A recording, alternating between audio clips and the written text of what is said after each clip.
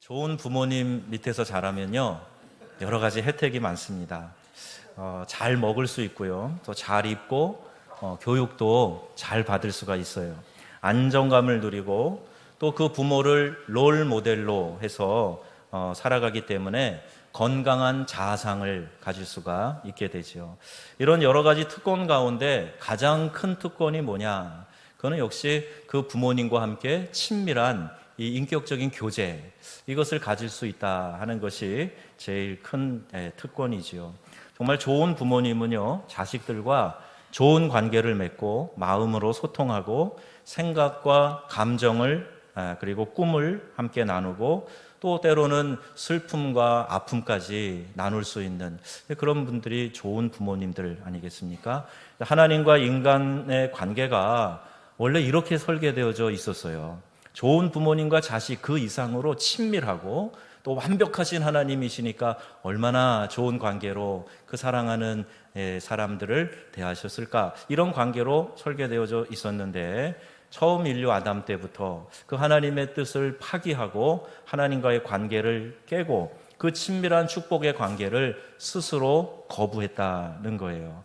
그럼에도 하나님께서는 우리를 사랑하셔서 그 원래의 관계를 회복하기 간절히 원하셨고, 그래서 예수 그리스도를 우리에게 보내주셔서 그 예수님을 희생제물로 삼아 우리를 다시 되사오시게 되었다 하는 거죠. 이것이 복음의 아주 중요한 핵심 원리 아닙니까? 지난 주간에 우리는 그리스도 안에 있다는 것의 의미가 무엇인가 하는 것을 살펴봤습니다.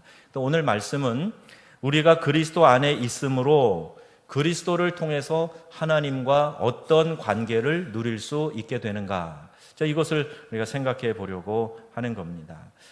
이것을 잘 이해하려면요, 우리의 이전 모습이 어떤 모습인가 하는 것을 먼저 돌아봐야 돼요. 하나님을 몰랐던 예전에 우리 모습은 어떤 모습이었는가, 이것을 알면 그리스도 안에서 우리가 어떻게 세워졌는지, 어떻게 우리가 놀랍게 변화되었는지 하는 것을 깨달을 수 있게 되는 겁니다. 요한복음 3장 36절에 이 말씀을 하고 있습니다. 함께 보시면, 아들을 믿는 자에게는 영생이 있고 아들에게 순종하지 아니하는 자는 영생을 보지 못하고 도리어 하나님의 진노가 그 위에 머물러 있느니라. 아멘. 하나님의 진노가 그 위에 머물러 있다. 누구에게요? 아들을 믿지 않는 자에게. 에베소서 2장 3절에도 이런 말씀이 있습니다. 다 같이 한번 큰 소리로 읽어볼까요? 전에는 우리도 다 그 가운데서 우리 육체의 욕심을 따라 지내며 육체와 마음에 원하는 것을 하여 다른 이들과 같이 본질상 진노의 자녀이었더니. 아멘. 본질상 진노의 자녀였다. 이 두 구절에 공통적으로 등장하는 단어 뭐죠? 진노입니다. 하나님이 진노하시는 이유는 아들에게 순종하지 않았기 때문이다. 오늘 요한복음에서 분명하게 말씀하고 있어요. 구원의 길로, 희생 제물로, 화목 제물로 그 아들 예수 그리스도를 보내셨는데 믿지 않는 거예요. 따르지 않는 거예요. 순종하지 않는 거예요. 빛이 육신을 입고 이 땅에 왔으되 사람들이 빛을 싫어하는 거예요. 그래서 영접하지 아니하였는데 영접하는 자, 곧 그 이름을 믿는 자들에게는 하나님의 자녀가 되는 권세를 주셨다. 이렇게 말씀하고 있는 거죠. 우리가 아들을 따르지 않고 세상 풍조를 따라갑니다. 마치 빛이 싫어서 이 음성으로 가는, 빛을 등지고 어두운 데로 숨어버리는 그런 곤충처럼 우리 안에 그런 죄의 속성이 있어요. 그래서 아들을 따르지 않고 세상 풍조 따르고 공중의 권세 잡은 통치자 마귀의 영을 따라가고 육신의 정욕대로 살고 마음에 원하는 대로 행했다. 이렇게 성경이 분명하게 이 죄의 속성 가운데 살아가는 사람을 진단해 주고 있습니다. 이것이 우주 만물의 창조주이시며 통치자이신 하나님을 향한 반역이 되는 것이에요. 한 나라의 기강이나 어떤 공동체의 중심을 흔드는 것, 큰 문제예요. 그런데요, 만물의 통치자이신 하나님이 정하신 법칙을 무시하는 것, 이게 얼마나 큰 죄가 되겠습니까? 당연히 생명과 사랑과 지혜의 원천이신 하나님과 단절될 수밖에 없는 거예요. 여러분, 우리가 사는 이 세상에는요, 여러 가지 법칙이 돌아가고 있어요. 이 물리의 법칙 가운데 하나가 중력의 법칙이라는 것이 있습니다. 그러니까 무거운 거는요, 떨어지게 되어 있습니다. 그런데 이 중력의 법칙을 무시하고 내가 오늘 좀 기분이 좋은데 날 수도 있을 것 같아. 그리고 이 목에다가 보자기 하나 큰 거 달고 그리고 공중에서 뛰었다. 그러면 어떻게 되겠습니까? 내 기분과 상관없이 떨어지는 거예요. 크게 다치게 되겠죠. 교회가 이번에 이스라엘 성지순례 할 때 갈릴리 바다에 갔더니요, 거기를 걷고 싶은 분이 계셨어요. 그래서 물 위로 걸어볼까요? 이렇게 생각하고 하시는 분이 계셔서 제가 말렸습니다. 혹시 예수님이 걸어오너라 그러지 않았으면 참아야 됩니다.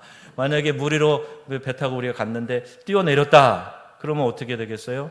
베드로처럼 물에 탁 뛰어내리면 척벅척벅 걸어지는 게 아니라 물속으로 꼬로록 들어가게 되겠죠. 빠져 죽을 수도 있어요. 왜? 이 하나님의 피조물에는 하나님이 만드신 원리가 작동하고 있어요. 그 중에 하나가 이 중력의 원리가 있기 때문에 그렇습니다. 근데 하나님은요, 이런 물리 법칙뿐만 아니라 우리가 인생을 살아가는 데 있어서 필요한 법도도 만들어 놓으셨습니다. 사람들을 피조물 중에 가장 걸작품으로 만드셨는데 다른 피조물에는 자연의 법칙을 정해주시고 사람들에게는 니네들 마음대로 살아라 그러셨겠어요? 아니요. 우리가 행복하게 사는 원리를 하나님이 정해주셨어요. 화를 품고 살면 그 화가 우리를 망가뜨리고 그 화 때문에 병이 생깁니다. 국제의학계에도 화병이라고 소리나는 그대로 이 병 이름이 등록되어져 있어요. 한국 사람들은 이 가슴 안에서 품고 발산하지 못해서 생기는 그 병이 있다는 거예요. 근데 이것이 하나님이 우리들에게 그렇게 살면 병 생긴다 알려주셨어요. 에베소서 4장 26절 말씀입니다. 우리 한번 읽어보겠습니다. 분을 내어도 죄를 짓지 말며 해가 지도록 분을 품지 말라. 이렇게 말씀하세요. 해가 지도록. 사람이 화가 날 수 있잖아요. 그런데 화가 난다 그래서요, 폭행하고 폭언하고 때려 부시고 그러면 안 된단 말이에요. 죄 짓지 말라는 거예요. 다른 사람에게 상처 주지 말라는 거예요. 그리고 그 화나는 감정을 성령 안에서 잘 단속하고 다스려야 되고, 또 해가 지도록 분을 품지 말아라. 좀 화가 날 수 있지만 그날이 가기 전에 이것을 해결하고 가라는 거예요. 그날이 가기 전에. 여러분, 이걸 중요하게 생각하면요, 할 수 있습니다. 어제 저녁에 이제 기도하고 내려가는데 우리 이제 그 결혼할 우리 집사님 만나갖고 결혼에 필요한 그 한번 순서를 한번 짜보자. 그리고 오늘 한번 얘기해보자. 그랬더니 아침에 쫙 적어갖고 왔어요. 그런데 이거 그 밤에 언제 가서 했어? 그랬더니 3시까지 했대요. 3시까지. 자기 장가 가야 되니까 급하니까 3시까지 이걸 하는 거예요. 여러분, 해가 지도록 분을 품지 말아라 그랬으면 이걸 하나님의 명령으로 알고 우리가 정말 지키려고 노력하면 됩니다. 나는 성질이 못돼서 절대 안 돼요. 3일은 가요. 일주일은 가요. 한 달은 적어도 가야죠. 그게 뭡니까? 그게 자존심이에요? 아니에요. 그건 우리의 타락한 본성이에요. 하나님의 말씀에 그대로 순종하는 게 지혜인 줄로 믿습니다. 하나님이 주신 남성과 여성은요, 아름답고 즐거운 것이지만 남녀가 서로 다름을 인정하고 인격적으로 상호 헌신할 때 그때 누리는 기쁨과 축복이 있는 거예요. 그 다름을 인정하면서 그 안에서 더 좋은 것으로 만들어 가야 되는데 그렇게 하지 않고 자꾸 부딪히고 남의 갖고 있는 권리나 다름을 내가 가지려고 하고 그러다 보면 오히려 어려움이 생길 때가 많이 있다는 거죠. 사회의 갈등과 혼선이 유발될 수도 있습니다. 성도는요, 이 성에 대해서도 하나님의 법도가 있다 하는 것을 알아야 돼요. 하나님이 우리의 생애에 생육하고 번성하도록 주신 축복이고 인생을 즐겁게 살아갈 수 있도록 가정 안에서 기쁨을 누리라고 우리에게 그렇게 법도를 정해 주셨는데 이것을 어기면 고통이 내 자신과 함께 가까이 있는 가족들에게 고스란히 임하게 되는 거예요. 내 즐거운 대로 한다고요? 내 마음대로 즐기면 어떠냐고요? 시대가 달라졌는데 그렇게 고리타분한 소리 하지 말라고요? 누가 그랬습니까? 하나님은요, 이 성에 대한 것도 반드시 가정 안에서 그 기쁨을 누리고 축복 가운데 사용하도록 우리에게 명하고 계시는 거예요. 말씀대로 살아가시기를 바랍니다. 이 말씀은 변하는 것이 아니에요. 많은 사람들이 하나님의 심판이 미래에만 있다고 그렇게 생각을 합니다. 하지만 요한복음 3장 18절 말씀에 보니까요, 그를 믿는 자는 심판을 받지 아니하는 것이요 믿지 아니하는 자는 하나님의 독생자의 이름을 믿지 아니함으로 벌써 심판을 받은 것이니라. 아멘. 여러분, 이런 말이 나오면 부담스럽죠. 그래도 어쩔 수 없어요. 복음을 이야기하는데 죄에 대한 거, 심판에 대한 거 빼놓고 이야기하면요, 아무것도 아닌 거예요.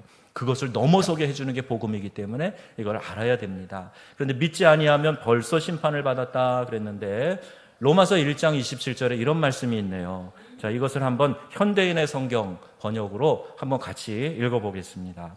남자들도 그와 같이 여자들과 정상적인 성생활을 벌이고 자기들끼리 서로 정욕을 불태우면서 부끄러운 짓을 하여 그 잘못에 대한 마땅한 대가를 받았습니다. 아멘. 이 말씀이에요. 앞으로 다가올 심판은 둘째치고 지금 당장에 그 육체 부끄러운 일로 인해서 마땅한 대가를 받았다. 여러분, 동성애는 분명한 죄악입니다. 그 몸에 에이즈와 성병과 같은 질병을 일으키게 하는 것이에요. 동성애자는 우리가 긍휼히 여기고 사랑으로 감싸줘야 됩니다. 그러나 동성애는 죄악이다라는 것은 성경의 말씀에 따라서 우리가 받아들이고 그 말씀에 따라서 사람들이 죄악인 줄 알고 돌이키도록 해야 되지, 그것이 성소수자의 인권이라는 이름을 붙여서 그것을 정당화해서는 안 된다 하는 거예요. 여러분, 우리가 잘 모르는 부분도 많이 있기 때문에 오늘 오후에 이 반동성애 또 이 인권 조례에 대해서 어떤 폐악이 숨어 있는 건가, 이것을 낱낱이 우리가 듣게 될 거예요. 그래서 여러분 오셔서 이 바른 인권 세미나 한번 참여해 보시고 여러분의 판단이 말씀 안에 그 위에 바로 세워져 가시기를 주님의 이름으로 부탁합니다. 성경은 인간의 죄가 하나님과의 관계를 갈라놓았다 이렇게 말씀하고 있어요. 이사야 59장 2절 말씀입니다. 다 같이 한 음성으로 오직 너희 죄악이 너희와 너희 하나님 사이를 갈라놓았고 너희 죄가 그의 얼굴을 가리워서 너희에게 듣지 않으시게 함이니라. 아멘. 마치 부모가요, 잠든 아이를 바라볼 때 그 얼굴에요 세상의 평화가 다 있더라고요. 우리 아이가 평온하게 자는 그 모습을 바라보면요, 그 엄마의 미소와 그 환한 얼굴과 뿌듯한 것이 다 그냥 느껴져요. 하나님도 우리를 그렇게 바라보세요. 사랑의 시선으로 우리를 바라보세요. 그런데 죄가 끼어들어가면, 죄가 있으면 하나님이 뭐를 가리신다 그랬어요? 얼굴을 가리신다는 거예요. 그러니까 죄가 하나님과 우리 사이를 갈라놓게 되었다. 이사야에 분명히 이런 말씀이 있습니다. 죄란 무엇인가? 우리 자신이 주인이 되는 것이에요. 하나님을 무시하는 행동과 말, 내가 하나님의 자리에 올라서 버리는 것, 이게 죄입니다. 그래서 그 말과 행동, 생각에서 비롯된 하나님을 인정하지 않는 그 모든 것에서 비롯된 것, 이게 바로 죄라는 거예요. 이로 인해서 하나님은 얼굴을 돌리신다 그랬어요. 관계가 깨어졌다는 말이죠. 하나님과의 관계가 깨어지면 사람들은 고독과 소외, 그리고 막막함, 또 허무, 이와 같은 것들을 느끼기 마련입니다. 하나님의 사랑으로만 채워질 수 있는 이 절대 공간이 우리에게 있거든요. 우리의 영혼은 하나님의 사랑으로만 채울 수 있는데 그게 채워지지 않으니까, 그 절대 공간이 채워지지 않으니까 영혼이 공허해지게 되는 거예요. 그러면 인생이 얼마나 허무한가 하는 것은 우리 불신자들을 보면서 우리가 많이 느끼게 됩니다. 이 공허를 채우기 위해서 사람들은 나름대로의 방법을 가지고 헤매고 있어요. 어떤 분들은 내가 이를 악물고 성공해야 되겠다, 그러니까 성공지향적으로 막 달려가잖아요. 어떤 사람은 이성을 통해서 내가 인생의 만족을 누려봐야 되겠다. 어떤 사람들은 돈으로, 또 취미생활로, 맛있는 음식 먹었고 그 음식 탐닉하고 다니면서 요새 이렇게 먹방 방송이 많은지 모르겠어요. 온통 맛있는 걸 소개하면서 먹으면 진짜 인생의 모든 행복을 다 가진 것처럼 막 그렇게 소개하는데 그것도 지나치면 문제가 됩니다. 여행이나 레저, 스포츠 어딘가에 미쳐서 살아야 근본적인 문제에 대해서 깊이 생각하지 않을 수 있으니 거기에 몰두하는 거예요. 영혼은 그냥 막 공허하고 영혼은 파리하게 말라가는데 이걸 채울 길이 없으니까 그 어떤 자극으로부터 채우려고 막 쫓아다니는 거예요. 그럼 채워집니까? 아니요, 채워지지 않아요. 말씀드린 대로 이 절대 공간은 하나님만이 채우실 수 있다 하는 사실을 여러분 꼭 기억하시기를 바랍니다. 많은 그리스도인이 구원의 기쁨을 잃어버린 이유는 과거에 내가 어떤 존재였는지 잊어버렸기 때문이에요. 그리스도인들이 기억해야 될 것은 하나님 없이 살면서 얼마나 내가 하나님께 반역했고 또 얼마나 배반하는 삶을 살았는가 하는 것을 기억해야 돼요. 그 은혜를 저버리고 얼마나 내 멋대로 살았는가 하는 것을 기억해야 됩니다. 하나님의 진노 아래 있다는 것이 얼마나 끔찍한 일인가 이것을 깨닫고 돌이켜야 됩니다. 하나님과 우리의 관계 회복, 이것이 우리의 이 땅에서의 삶의 본질이에요. 신앙생활의 본질임은 마땅하고 우리의 삶의 전체적인 목적이 하나님과의 관계 회복이에요. 그 하나님 안에서 풍성함을 누리며 살아가는 거예요. 여러분, 우리가 우리의 풍성한 믿음 생활, 영적인 생활의 기초에 대해서 지금 계속 시리즈로 말씀드리고 있어요. 여러분, 은혜 안에서 이 관계를 회복하고 풍성한 삶을 살아가시기를 주님의 이름으로 축복합니다. 이게 우리의 삶의 목적이 되어야 된다는 겁니다. 하나님과의 관계가 깨어졌을 때 얼마나 심각한 공경에 빠져가게 되는지 이것을 우리가 알아야 돼요. 우리를 구원하신 하나님의 은혜에 더욱 깊은 감사와 감격을 느끼려면 이 관계가 회복돼야 된다 하는 겁니다. 하나님은 죽은 우리 영혼을 살려주셨을 뿐만 아니라 풍성한 삶을 누릴 수 있는 길을 열어주셨다 하는 것을 믿음으로 받아들이게 될 때 우리 안에 이 놀라운 감사와 감격이 넘쳐나게 될 줄로 믿습니다. 예수 그리스도를 통해서 하나님과 새로운 관계에 우리가 들어가게 되었다 하는 거예요. 즉 진노의 자식, 하나님과의 원수 상태에서 이제 하나님과 화목하게 되어서 하나님 안에서 그분의 자녀가 되고 풍성함을 누리며 살아갈 수 있게 된다. 이건 우리 사람이 뭘 해서 그렇게 되는 게 아니에요. 그리스도 예수를 통해서 그분이 화목제물이 되셔서 하나님과의 평화, 하나님과의 화해를 누리게 해주셨다 하는 이 복음의 핵심을 우리가 그대로 받아들이는 거예요. 그래서 나는 부족해도, 나는 완성되지 않았어도 이 은혜의 복음을 받아들이면 하나님과의 관계가 회복되는 줄로 믿습니다. 여러분, 그 영화 피스 차일드라는 게 있는데요. 이 화해의 아이라고 번역이 된 책이 있어요. 그리고 이게 또 영화로 만들어진 게 있는데 1935년부터 이제 살았던 캐나다 선교사 돈 리차드슨이라고 하는 분이요. 1962년부터 15년 동안 파푸아 뉴기니 한 부족에게 가서 선교했던 경험을 바탕으로 이 평화의 아이라고 하는 책을 썼어요. 피스 차일드라는 책인데 이게 무려 27개 언어로 번역이 됐고요. 28분짜리 영화가 만들어졌습니다. 근데 이 부족이 어떤 부족이냐 하면 그 뉴기니아의 사위 부족이라고 하는데요. 이들은 1950년대까지만 해도 그들이 석기 문화에 속한 그런 삶을 살았고 그리고 식인종 그런 부족이었어요.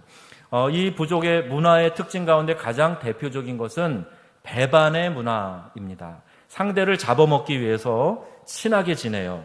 그리고 상대방의 환심을 산 후에 어느 순간 때가 되면 상대를 유인해서 죽이는 거예요. 그리고 그 해골을 집에 걸어놓거나 여기 목에다 이렇게 해서 걸고 다니는 그런 식인종 종족 부족이 바로 이 사위 부족이었는데 리차드슨이 아무리 예수님 이야기를 해도 시큰둥한 반응을 보이는 거예요. 그러다가 어느 날 가룟 유다가 예수님을 배반했잖아요. 그리고 은 30에 예수님을 팔아먹잖아요. 근데 그 이야기를 했더니 막 박장대소라고 그렇게 좋아를 하더라는 거예요.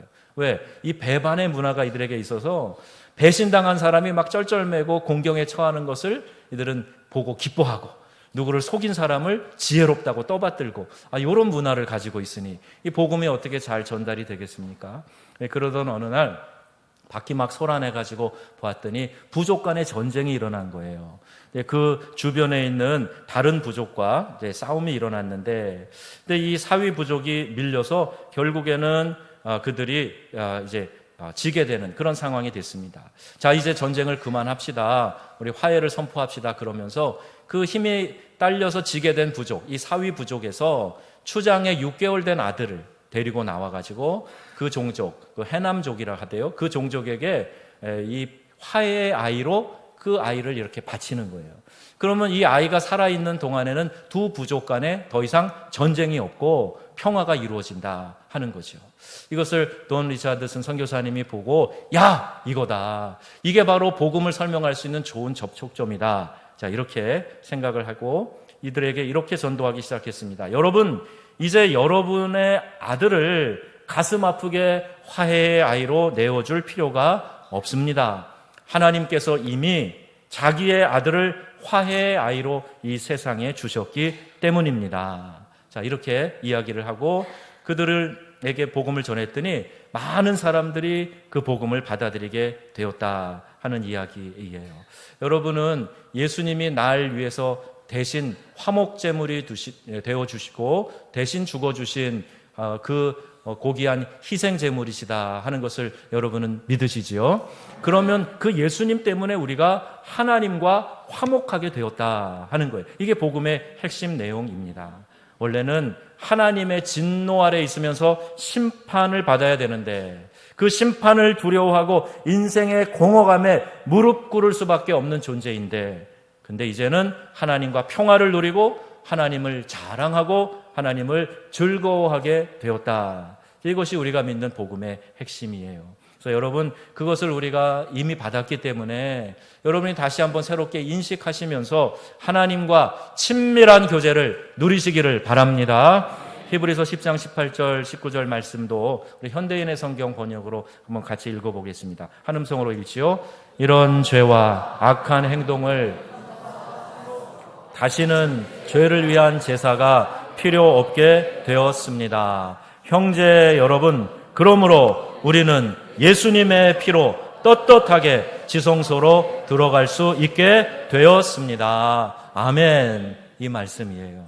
죄인인 인간이 하나님 앞에 감히 나갈 수도 없었지만 우리가 받아야 될 심판을 예수님이 대신 받으셨기 때문에 이제 우리는 담대히 하나님 앞에 나아가고 그 하나님을 아빠, 아버지라고 부를 수 있게 되었다 하는 겁니다. 이게 얼마나 놀라운 은혜입니까? 그래서 요한일서에는 이렇게 말씀하지요. 요한일서 4장 18절 말씀 함께 봅니다. 사랑 안에 두려움이 없고 온전한 사랑이 두려움을 내어 쫓나니 두려움에는 형벌이 있음이라. 두려워하는 자는 사랑 안에서 온전히 이루지 못하였느니라. 아멘. 하나님을 두려워하고 있다면, 아직 죄의식 때문에 괴로워하고 있다면 그 사람은 용서받은 즐거움이 무엇인지 깨닫지 못하고 있는 거예요. 예수님이 얼마나 완벽하게 우리를 용서해 주셨는가, 이것을 모르는 그런 단계에 있는 거지요. 여러분, 잘 이해가 안 되시거든 우리 새가족반에 오세요. 내 직분이 뭐든 아무 상관없어요. 신앙생활 20년 30년 했어도 이 복음의 핵심을 알지 못하면요, 여러분의 삶에 이 놀라운 감격과 기쁨을 누리지 못합니다. 하나님이 완전하게 우리를 용납하고 자녀 삼아 주셨다 하는 이 사실을 여러분 믿으시기 바랍니다. 때론 실수하고 넘어져도 다시 일으켜 세워주시는 분이 우리 하나님 아버지세요. 그리고 자녀의 신분을 빼앗아가지 않으시는 분이 바로 우리 하나님 아버지이심을, 그분의 은혜임을, 여러분 그 은혜에 감사하시는 삶을 살기를 주님의 이름으로 축원합니다. 지난 금요일 제자 양육반에서 이 부분에서 확신이 안 된다 하는 그런 질문이 있었어요. 성실한 분일수록 자신의 죄에 대해서 진지하기 때문에 때론 용서받고 구원받은 하나님의 자녀 되었음에도 불구하고 이 문제에 부딪힐 때가 있습니다. 그럼 왜 그런 줄 아십니까? 사탄의 참소가 있기 때문에 그래요. 여러분이 하나님의 자녀 되는 걸 제일 싫어하고 그것을 제일 방해하는 존재가 바로 사탄 마귀예요. 그러니 하나님 자녀 되었다고 해도 가만 놔두겠습니까? 여러분에게 와서 네가 무슨 야, 네가 그렇게 살면서 너도 그리스도인이라고? 너 그럴 줄 알았다. 너 또 죄에 넘어졌지? 너 여전히 그렇게 살고 있잖아. 너나 믿지 않는 사람이나 똑같잖아. 이러면서 우리에게 와서 참소하고 자꾸 다 주저앉게 만드는 것, 이게 원수 마귀가 하는 일이란 말입니다. 그래서 거룩한 삶을 포기하고 말씀 공부도 안 하고 심지어 예배도 포기하고 내가 할 수 있는 아주 최소한의 노력만을 가지고 그리스도인 행세만을 하려고 하는 거예요. 모양만 그리스도인처럼 체면이 있으니까 교회 왔다 갔다 하고 그러지만 진정한 예배가 없고 내 안에 감사와 감격이 없고 하나님을 만나는 기쁨이 없고 하나님과 소통하면서 누리는 그 풍성함을 누리지 못하고 살고 모양만 그리스도인 행세를 하고 있는 그런 사람들이 많이 있어요. 여러분, 이러한 소리에 굴복하지 마시고 이러한 참소에 무릎 꿇지 마시기를 바랍니다. 팩트를 생각하세요. 요즘 유행하는 말 아닙니까? 여러분, 팩트 검증하세요. 팩트를 생각하세요. 말씀이 분명 우리에게 이렇게 주장하고 있습니다. 우리가 예수 그리스도의 피로 이 모든 죄가 씻음되었고 받았고, 그리고 그 예수님의 공로로 인해서 우리가 하나님과 화평케 되었고 하나님 아버지와 관계가 회복되어졌다 하는 이 사실을 여러분 주목하시기를 바랍니다. 자꾸 내 자신을 묵상하고 자꾸 나에게 와서 내 옆구리 찌르면서 주저앉히려고 하는 그 사단의 속삭임과 참소에 무너지고 그래서는 안 돼요. 하나님은 이렇게 말씀하세요. 내가 너를 완전히 용서했다. 내가 너를 사랑한다. 너는 이제 내 자녀다. 너는 이제 내 품에 있다. 그럼 아멘이세요? 아멘이십니까? 아멘. 예, 내가 하나님의 품 안에 있다는 거예요. 하나님이 나를 완전히 용서하셨다는 거예요. 죄 짓고 죄책 없이 마음대로 살아라, 그런 뜻이 아닙니다. 회개는 중요한 요소예요. 하나님 앞에서 늘 방향을 바로잡고 그분의 은혜에 감사하고 하나님과의 화목한 관계를 유지하기 위해서는 우리의 죄의 고백이 꼭 필요한 겁니다. 그래서 우리가 예배에 들어가면서 먼저 참회 기도를 하는 이유도 바로 그 이유예요. 하나님께 드리는 예배가 막히지 않도록, 하나님께 나아가는데 꺼리끼지 않도록 먼저 하나님 용서해 주세요. 좀 일찍 오셔서, 더 먼저 오셔서 기도하세요.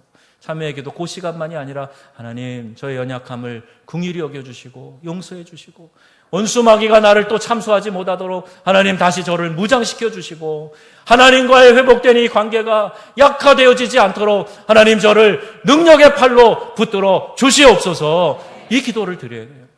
날마다 하나님의 보호하심이 우리 가운데 있어야 될 줄로 믿습니다. 그런 분들은 어떻게 우리가 살아가는가? 성경은요, 하나님과 화해하고 두려움 없는 사랑 가운데 있는 그리스도인의 영적 상태를 이렇게 묘사합니다. 시편 131편 2절 말씀이에요. 다 같이 한번 큰 소리로 읽습니다. 실로 내가 내 영혼으로 고요하고 평온하게 하기를 젖된 아이가 그의 어머니 품에 있음 같게 하였나니 내 영혼이 젖된 아이와 같도다. 아멘. 이제 갓 젖을 땐 어린아이, 뭘 할 수 있겠습니까? 연약하지요. 자신이 부족하지요. 예, 그러나 그 젖단 아이가 엄마 품에만 있으면 만족스럽고 평안하고 기뻐하는 것처럼 우리가 그와 같다 하는 거예요. 자신의 부족함, 연약함, 죄의식 때문에 자신을 괴롭히고 자학하고 너는 쓸모없는 존재라는 마귀의 정죄하는 소리를 듣는 것이 아니라 하나님 품에 안겨서 세상의 어떤 것도 두려워하지 않는 그 평안함을 누리는 것, 이것이 바로 그리스도인의 삶인 줄로 믿으시기 바랍니다. 여러분 심령에 그 평화가 있기를 축복합니다. 평화, 평화로다. 하늘 위에서 내려오네. 그 사랑의 물결이 영원토록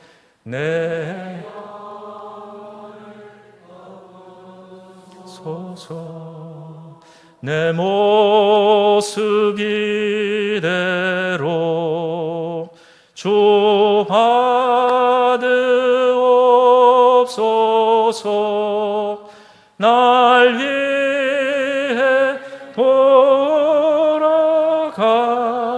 돌아가신 주, 날 받으주소서. 아멘. 우리 이 모습 이대로 나가도 하나님께서 위로부터 주시는 놀라운 평화를 우리의 심령 가운데 부어주실 줄로 믿습니다. 하나님 우리를 그대로 받으세요. 젖된 아이가 할 수 있는 것 별로 없습니다. 그냥 엄마 품에 안겨 있을 뿐이에요. 무엇을 해야, 어떤 조건을 만족시켜야 하나님이 우리를 사랑하시는 것 아닙니다. 예수 안에서 완전히 우리를 용납하신 하나님의 조건 없는 그 사랑, 하나님의 그 가슴, 그것을 우리가 품고 그 품에 안겨서 살아가기를 우리 하나님이 원하고 계시는 거예요. 심판받을 수밖에 없는 우리를 죄악에서 건져서 영원한 생명의 길로 인도하신 하나님께 감사와 찬양을 올려드리는 저와 여러분들이 다 되시기를 바랍니다. 아직 믿지 않는 분들은요, 예수님을 나의 구주로 영접하고 하나님과의 관계를 회복하세요. 예수님이 나의 구원자이십니다.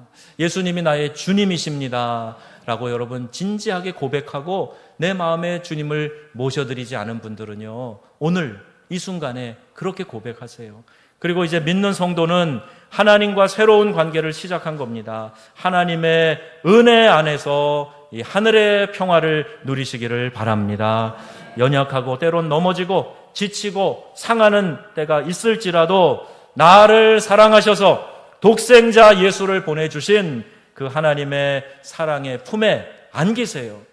그냥 나는 젖된 아이처럼 엄마 품을 사모해서 엄마 품에 그냥 안겨가지고 엄마 젖을 만지면서 엄마의 따뜻한 체온을 느끼면서 그 엄마의 냄새를 맡으면서 하고 그 품에 안기는 것처럼 여러분 하나님의 품에 안기시기를 바랍니다.